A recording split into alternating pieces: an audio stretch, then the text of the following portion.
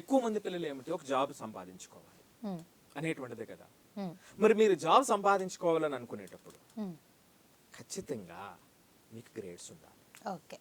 మీరు ఎంత best grades తెచ్చుకుంటే అంత మంచి ఆపర్చునిటీస్, ఆ ఆపర్చునిటీస్ని ఎక్స్ప్లోర్ చేయడానికి మీకు అవకాశం వస్తుంది. కొన్ని చాలా కంపెనీస్ ఏమిటంటే ఈ సిజిపిఏ అనేటువంటిది, ఈ గ్రేడ్ అనేటువంటిది టార్గెట్ పెట్టేస్తారు. మోర్ దెన్ దిస్ గ్రేడ్ ఉంటేనే ఈ ఇంటర్వ్యూకి రమ్మంటారు. లేదా కొన్ని ఇంటర్వ్యూస్లో ఇప్పుడు నేను చెప్తున్న పాయింట్స్ అన్నీ కూడా ఇంటర్వ్యూ టీమ్స్ ఏవైతే అక్రాస్ ఇండియా ఉన్నారో, మనకు ఉన్నటువంటి ఫ్రెండ్స్, అది వాళ్ళు ఏ విధంగా ఆలోచిస్తున్నారు, వేటిని ప్రధానంగా చూస్తున్నారు అనేటువంటి దాని మీద నేను మీకు చెప్తున్నటువంటి విషయాలు కూడా. ఇవన్నీ కూడా చాలా ప్రాక్టికల్ విషయాలు. సో ఈ గ్రేడ్స్ తక్కువ ఉండేటప్పుడు ఫస్ట్ టైమే వెనక్కి వెళ్ళిపోతాయి. కొన్ని అప్లికేషన్స్ ఫస్ట్ టైం ఆగిపోతాయి.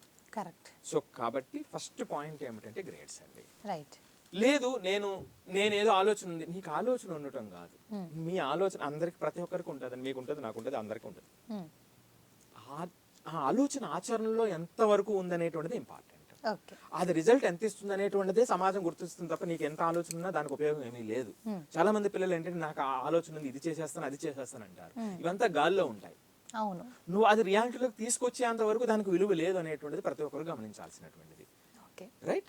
సో కాబట్టి ఈ జాబ్ విషయంలో మీరు లక్షలు ప్యాకేజ్తో రావాలనుకునేటప్పుడు ఫస్ట్ అండ్ ఫార్మోస్ట్ పాయింట్, మీకు ఆ డిగ్రీ మీద ఆధారపడి ఉన్నాం కాబట్టి స్టిల్, సో ఆ డిగ్రీ మీద ఉన్నాం కాబట్టి డిగ్రీలో ఆ గ్రేడ్ అనేటువంటిది చాలా ఇంపార్టెంట్. రైట్. సో ఆ గ్రేడ్ పాయింట్ అనేటువంటిది ఎంత హైయెస్ట్ సంపాదించుకోగలిగితే అంత సంపాదించుకోవాలి, అని నెగ్లెక్ట్ చేయకూడదు.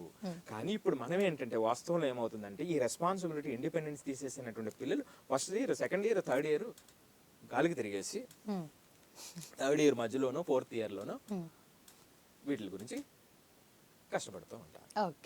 రైట్. ముందు నుంచి వదిలేస్తారు. సో ఓన్లీ గ్రేడ్ల కోసం అప్పుడు ఏదో కష్టపడి కింద మీద పడుతూ ఉంటారు. రైట్. ఇది జరుగుతున్నటువంటి, ఎక్కువ మందిలో జరుగుతున్నటువంటి వాస్తవం. ఇలాంటి వాళ్ళే రోడ్డు మీద నిలబడతారు, రోడ్డు మీద తిరుగుతూ ఉంటారు. రైట్.